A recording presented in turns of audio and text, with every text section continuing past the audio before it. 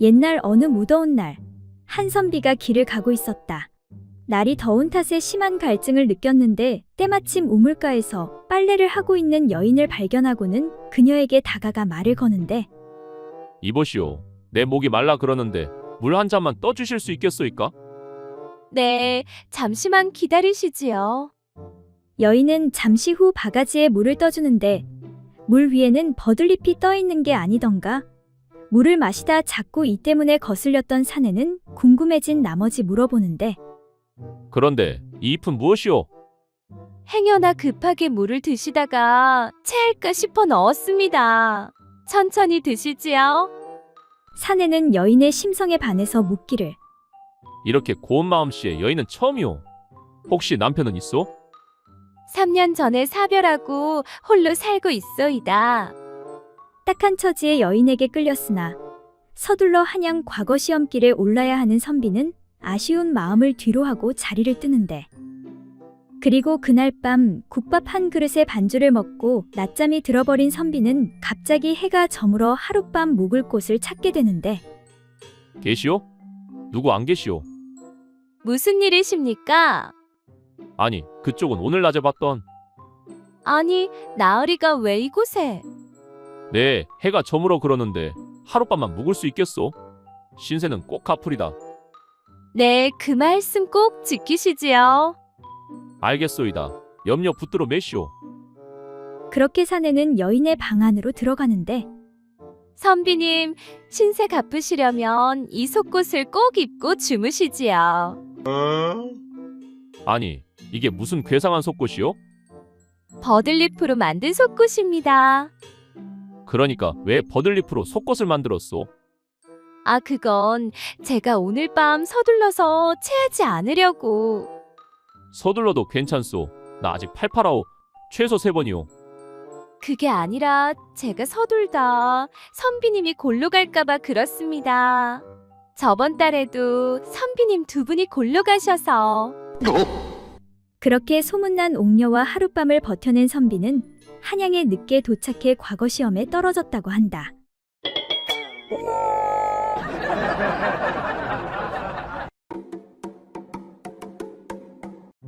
옛날 어느 마을 덕파리와 상칠이가 오랜만에 길에서 마주치게 되었다. 덕파리는 여자가 넘쳐났고 상칠이는 세상 순진한 노총각 사내였다. 그런데 상칠이의 얼굴이 누구에게 얻어맞았는지 눈탱이가 밤탱이가 되어 있는 게 아닌가. 아니, 상칠이 자네 얼굴이 왜 그런 것이야? 그러니까 그게 말일세.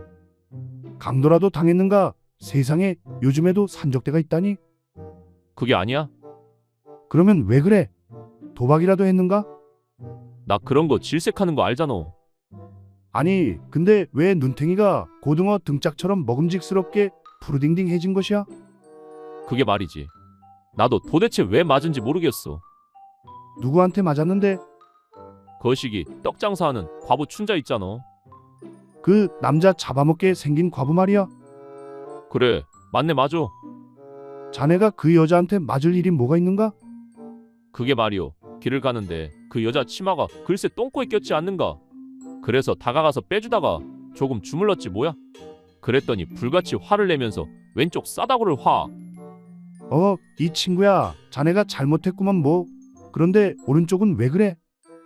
그리고 다시 가는데 생각해보니 내가 잘못했구나 싶어서 다가가서 원래대로 치마를 다시 똥꼬에 끼워 주려다가 조금 주물렀더만 반대쪽 싸다구를 그냥 화. 에라이, 이 미련한 친구야. 자네가 왜 여자가 없는지 알겠구만. 들어보니 맞을 만한 짓을 했구먼 그려. 하니 상칠이가 말하길, 그래도 넣어줄 땐 손 말고 다른 걸 이용해서 넣어주었다네.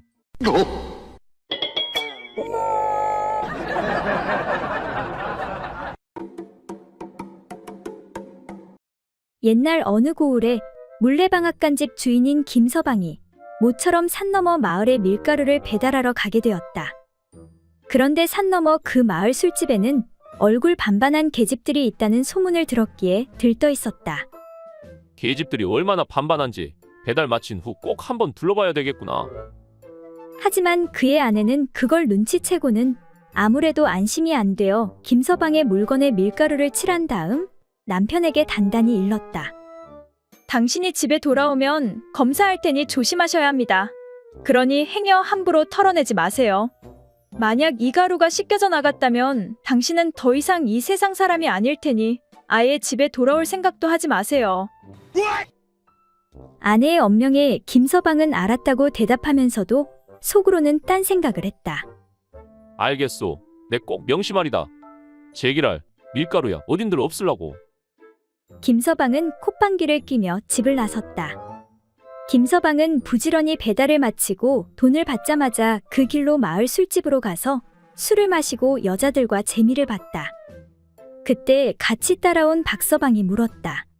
자네가 주색을 좋아하는 건 알지만 괜찮겠는가? 무서운 마누라에게 걸리면 어쩌려고 그러나? 그런 무식한 여편네 하나 속이는 건 일도 아니지. 김서방은 흐뭇한 만족감과 함께 시치미를 뚝 떼고 저녁 늦게 집에 돌아왔다. 그런데 서방한테서 술 냄새가 풀풀 나자 아내는 지체 없이 남편의 바지를 내리고 물건을 검사했다. 자, 어디 한번 자세히 살펴보구려. 김서방은 밀가루를 새로 발랐기 때문에 큰 차이 없이 물건에 밀가루가 묻어 있었다. 내가 본디 술을 좋아해 술은 조금 마셨지만 몸가짐은 단정히 했구려. 그 말에 아내는 남편을 한번 쳐다보고는 물건에 묻은 밀가루를 손에 찍어 맛을 보더니 고래고래 소리쳤다. 야, 이 능청스런 사기꾼아. 밀가루 맛이 다르단 말이야. 난 가루에 소금을 섞었는데 이건 아무런 맛도 없잖아. 깜짝 놀란 남편은 서둘러 둘러대기 시작했다. 그러니까 그 무엇이냐. 내가 술 좀 깨서 오려고 꿀물을 타서 마셨는데 아마도 그것 때문에 짠맛이 사라진 것 같소. 이에 아내가 말하길. 좋소. 그렇다면 내 얼른 꿀물을 한 잔 타올 테니 한 잔 마시구려. 어디 단맛이 나는지 확인 좀 해봐야겠소.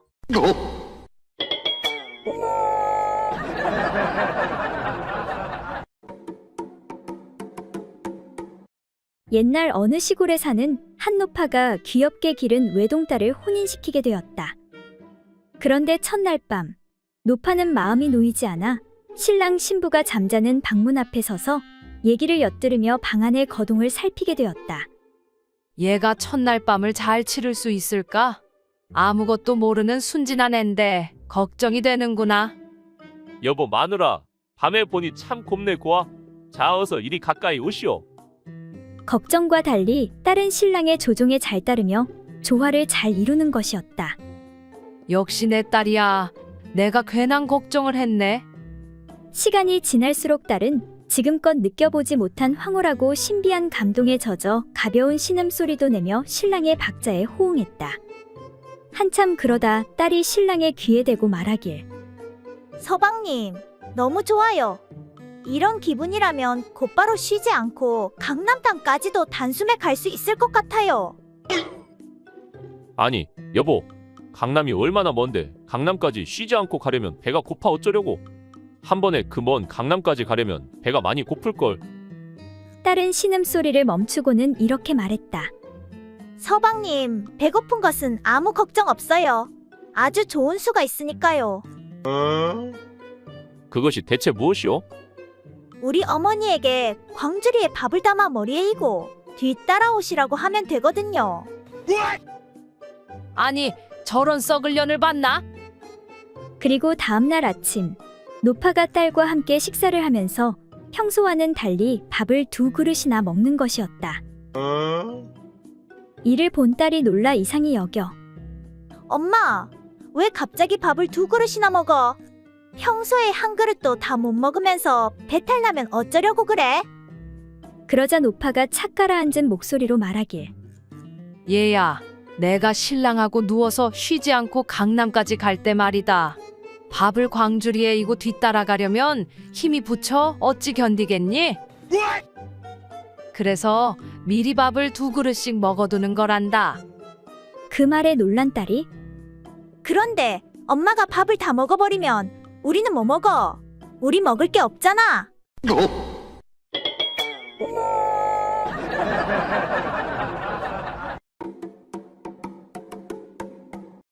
옛날 어느 고을에 길을 가던 나그네가 날은 저물고 비가 내려 어느 외딴 오두막집에서 하룻밤 묵기를 청하였다. 지나가는 나그네이온데 하룻밤만 묵고 가게 해주십시오. 그런데 그 집에는 혼자 된 시어머니와 과부 며느리 그리고 시집가지 않은 시누이 셋이 살고 있었다. 그리고 방이 하나뿐이어서 하는 수 없이 나그네를 부엌바닥에 재워주었다. 아이고, 부엌이 왜 이리 춥냐? 이러다 감기 걸리겠네. 나그네는 재워주는 것이 고맙긴 하였으나 춥기도 하고 불편해서 차츰 생각이 달라졌다. 이에 나그네는 꾀를 내 끙끙 앓는 소리를 냈다. 콜록 콜록. 아이고, 머리야 다리야. 너무 춥다 추워. 그러자 시누이가 어머니, 저 나그네가 딱하니 방에 들어오게 해서 윗목에서 재우도록 하지요. 하고 청하여 하는 수 없이 나그네를 방으로 들였다. 정말 고맙습니다. 나그네는 연신 고맙다고 인사를 하더니 집신을 가지고 들어와 입에 물고는 윗목에 눕는 것이었다. 아니, 집시는 왜 물고 눕는 것이요? 이를 이상하게 여긴 며느리가 연유를 묻자 나그네가 이렇게 하지 않으면 제가 잠꼬대가 심해서 다들 잠을 못 주무실 것입니다. 하고 대답한 후 나그네는 금세 코를 골며 잠에 골아 떨어졌다. 그러자 궁금해진 며느리가 나그네의 입에서 살그머니 집신을 빼어낸 후 재빨리 내려와 자는 척하니 순간 나그네가 갑자기 에휴, 참. 저 여자 좀 데리고 잤으면 좋겠구나. 아이고, 한번 데리고 잤으면 좋겠구나. 하고 반복해 잠꼬대를 하며 여인들의 마음을 떠보는 것이었다. 그러자 며느리가 그 말을 받아 자는 척하며 아이고, 데리고 자고 싶으면 데리고 자면 되지. 안 될 건 뭐 있겠소? 라고 화답하니 나그네가 잠꼬대를 하는 척 아래쪽으로 굴러와 며느리와 즐거운 행사를 치른 후 자리로 돌아가려 하자 아랫목에 누워있던 시누이가 분한 생각이 들어 허참, 이왕에 할 거면 새 것하고 하지 헝 것하고 할 건 뭐야? 이런 제기랄. 나 같으면 새 것하고 하겠네. 하니 나그네가 다시 옆으로 굴러와 시누이와 즐거운 행사를 한 번 더 치른 후 돌아가려 하자 옆에 있던 시어머니가 허참, 이왕에 할 거면 다 할 것이지. 나 같으면 제일 비싼 골동품하고 하겠네. 이런 제기랄.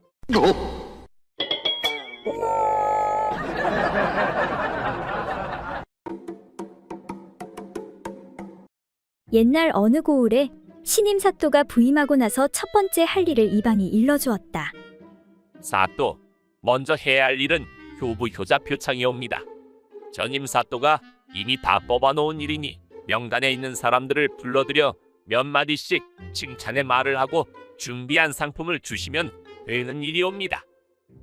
이에 이방이 사람들을 불러 모은 후 명단에 적힌 대로 호명하였다. 효자상 까막골 이팔복은 앞으로 나오너라. 이방이 목을 뽑아 길게 소리치자 수더분한 한 남자가 앞으로 나왔다. 이에 이방이 효자의 효행을 사또에게 설명했다. 이번에 효자상을 받을 까막골 이팔복은 아침 저녁으로 나락을 손수찌어 기지를 해 언제나 햅쌀밥같이 자진 밥을 그 아버지 밥상에 올리는 효자이옵니다. 이에 사또가 고개를 끄덕이며 그래, 듣던 대로 내가 이 고을에서 가장 효심이 지극한 진정 효자로구나. 사또의 칭찬에 팔보기가 머쓱한 듯 말했다. 효심이 지극하다니 당치 않으십니다. 저는 그저 자식으로서 제 할 도리를 다했을 뿐입니다.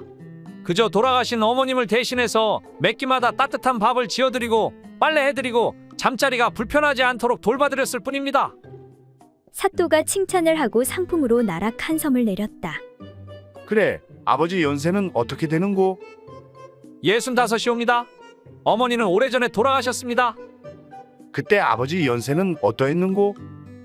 네, 42이었습니다. 그럼 그때부터 아버지는 이날 이때까지 호라비로 계셨느냐? 네, 그러하옵니다. 대답을 들은 사또가 갑자기 일어서더니 벼락 같은 고함을 지르며 아니, 이런 천하의 불효막심한 놈을 봤나? 여봐라, 내린 상품을 모두 거둬들이고 이놈을 형틀에 묶어 볼기는 매우 치렸다. 아이고 나 죽네. 나 죽어.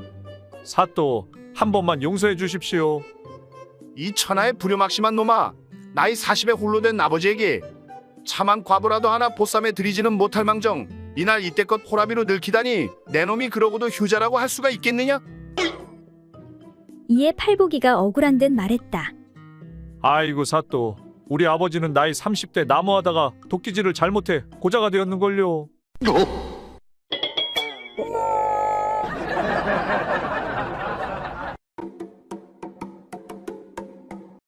어느 날 하늘나라의 선녀가 지상에 있는 선녀탕으로 내려와 목욕을 즐기고 있었다.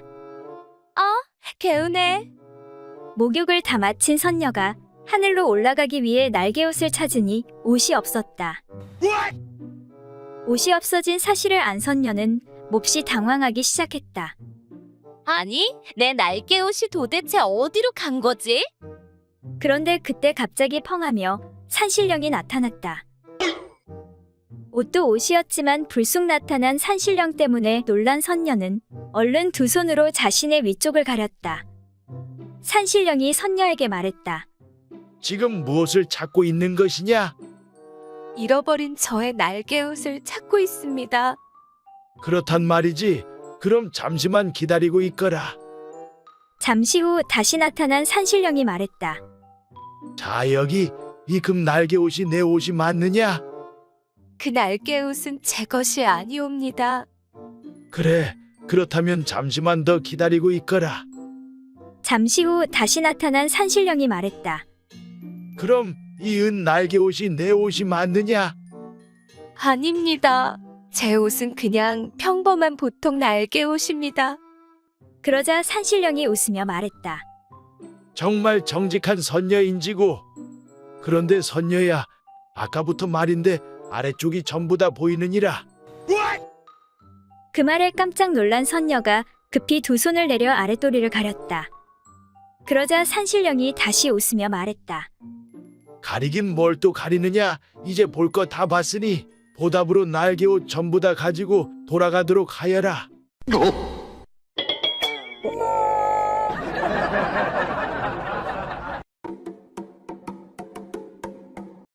옛날 어느 마을에 가난하지만 착하게 사는 덕팔이라는 혹부리 총각이 있었다. 어느 날 산에 나무하러 간 덕팔이는 날이 어두워져 집에 가려는데 비가 쏟아지는 것이었다. 덕팔이는 어느 허름한 집 한 채를 발견하고 그곳에 몸을 피했다. 아이고, 갑자기 무슨 비가 이렇게 오는 거야? 여기서 잠시 쉬었다 가야겠구나. 심심해진 덕팔이는 노래를 부르기 시작했다. 달아 달아 밝은 달아 얼씨구나 절씨구나 이 태백이 놀던 달아. 그런데 잠시 후 도깨비가 덕팔이 앞에 나타났다. 내 이놈, 방금 노래를 부른 게 내 놈이냐? 아이고, 죄송합니다 도깨비님. 도깨비님이 주무시고 계시는지도 모르고 한 번만 용서해 주십시오. 저는 이만 가보겠습니다. 가긴 어딜 가? 내 들어보니 노래를 잘하던데 노래의 비결이 무엇이냐? 얼마 후면 팔도 귀신 노래자랑이 있거든. 내가 거기 한번 나가보려는데. 그 말에 덕팔이는 순간 번뜩이는 생각이 들었다. 아, 그건 말입니까? 바로 이 턱에 달린 노래 방울 주머니 때문에 노래를 잘 부를 수가 있습니다. 오호, 그렇단 말이지. 그럼 그 주머니를 나에게 넘기거라. 그렇다면 내가 금은 보화를 주겠다. 정말이십니까? 도깨비는 그렇게 혹주머니와 돈주머니를 교환하였다. 그렇게 덕팔이는 혹도 떼고 큰 부자가 되었다. 한편 이 소식을 들은 이웃 마을 욕심 많은 혹부리 총각은 며칠 후 그 허름한 집으로 달려가 노래를 불렀다. 얼씨구 절씨구 아리랑 쓰리랑 아라리가 났네. 그러자 잠시 후 들었던 것처럼 도깨비가 나타났다. 내 이놈, 방금 노래를 부른 게 내 놈이냐? 네, 그렇습니다. 그래, 노래를 잘 부르는 비결이 무엇이냐? 네, 그건 바로 이 턱에 달린 노래 주머니 때문입니다. 아니, 뭐라고? 내 이놈, 어디서 거짓말이냐?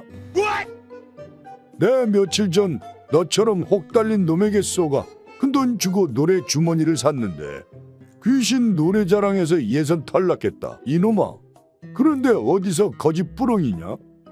아이고 도깨비님 잘못했습니다. 살려주십시오. 날 속이려 하다니 내 도저히 내 놈을 용서할 수가 없구나. 전부 놈에게서 쏘가받은 혹을 내 놈에게 달아줄 테니 양물에 혹 2개를 달고 살 거라 이놈아. 아이고 도깨비님 잘못했습니다.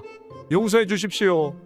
아직 장가도 못 간 총각인데 혹이 2개면 영원히 혼자 살아야 합니다.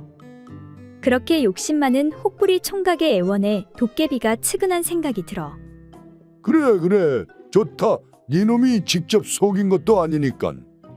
정말입니까? 그럼 용서해 주시는 것입니까? 어허 이놈, 용서해주면 내부는 어떻게 풀란 말이냐? 네, 그럼 어떻게 하실 겁니까?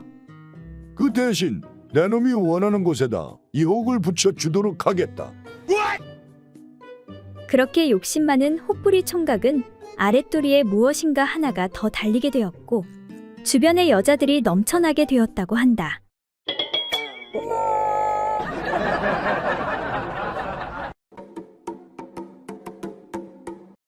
옛날 한 선비가 2 친구와 만나 더불어 있다가 말하였다.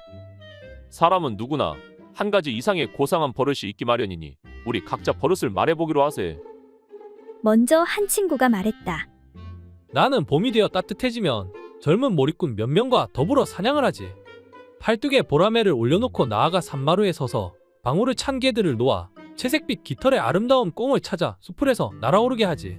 그러면 금빛 눈동자와 칼 같은 깃을 가진 매가 번개처럼 날아 이단결 같은 꽁의 목을 잡아채어 날아올 때 꽁을 수습하고 다시 팔뚝에 올려놓지. 이것이 나의 버릇일세.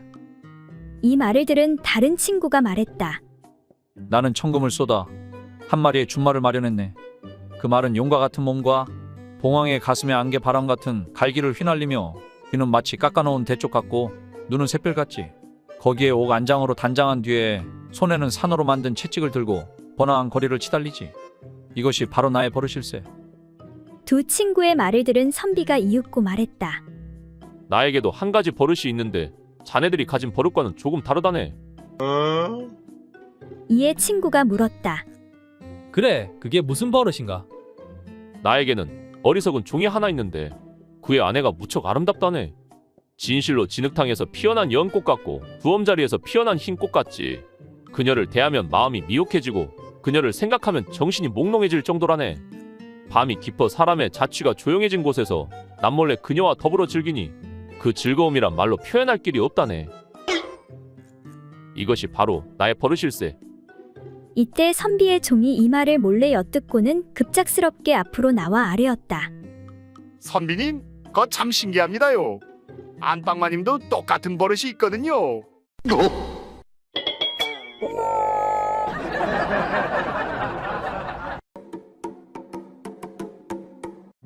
옛날 어느 마을에 나이 80이 된 노인이 젊은 첩과 함께 밤일을 하는데 그 첩이 말하였다.